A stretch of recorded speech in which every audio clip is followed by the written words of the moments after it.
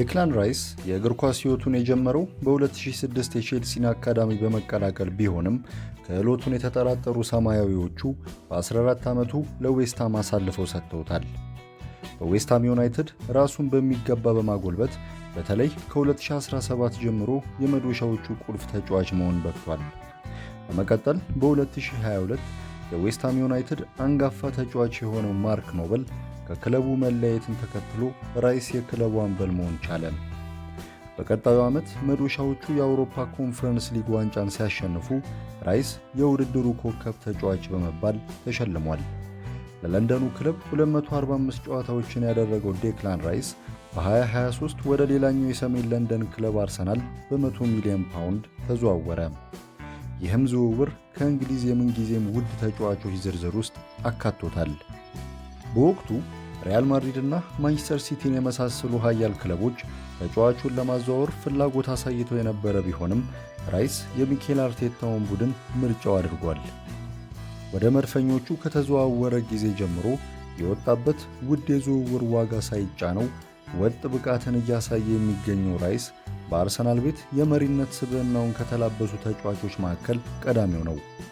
በተለይ በሁለገብነቱ ኳስ ይዞ በመቆየት ብቃቱና አስደናቂ ሸርተቴ ኳስ በሚነጥቅበት ችሎታው የሚታወቀውና በሜዳ ውስጥ ድካም የማይታይበት ራይስ በመሪነት ክህሎቱም ሙገሳን እያገኘ ይገኛል።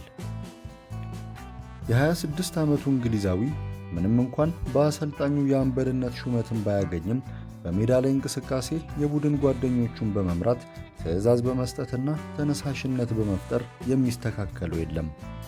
አርሰናል የሊጉን ዋንጫ የማንሳት ከፍተኛ ጫና ባለበት በዚህ የውድድር ዓመት ዴክላን ራይስን የቡድኑ ዋና አምበል ማድረግ አማራጭ የሌለው ጉዳይ መሆኑን በርካቶች እያነሱ ይገኛሉ። በዚህም የቀድሞ የመድፈኞቹ አምበልና አንጋፋው ተጫዋች ቶኒ አዳምስ እንዲሁም ዕውቁና ጋዜጠኛ የአርሰናል ቀንደኛ ደጋፊ ፒርስ ሞርጋን ክለቡ የሊጉን ዋንጫ የግሉ ለማድረግ ራይስን የቡድኑ አምበል ማድረግ አለበት ሲሉ ምክረ ሐሳባቸውን በማጋራት ላይ ይገኛሉ። የቡድኑ አምበል ማርቲን ኦዴጋርድ ባለው የመሪነት ብቃቱ የሚጠራጠሩት የአርሰናል ደጋፊዎች በእሱ አምበልነት አርሰናል ዋንጫን ማሳካት አይችልም የሚል ድምዳሜ ላይ የደረሱ ይመስላል።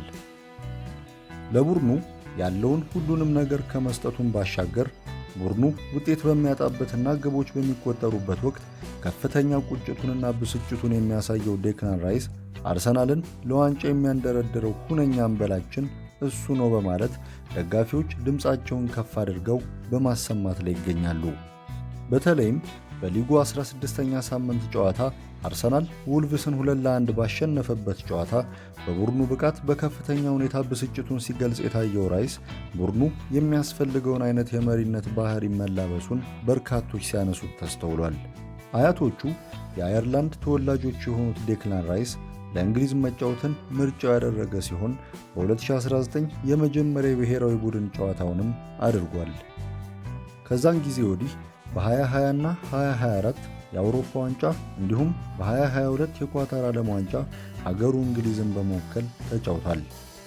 በበጎ አድራጎት ሥራዎቹም የሚደነቀው ራስ 5 ሚሊዮን ዩሮ በማውጣት ለቤት አልባ የሀገሬው ዜጎች ቤቶች መገንባቱንም ተነግሯል። በአሁኑ ወቅት ዓለም ላይ ካሉ ሁለገብ አማካይ ተጫዋቾች መካከል ምርጡ መሆኑ የሚነገርለት ራይስ አርሰናል ለሊጉ አሸናፊነት እያደረገ ላለው ተጋድሎ የአንበሳውን ድርሻ እየተወጣ ይገኛል።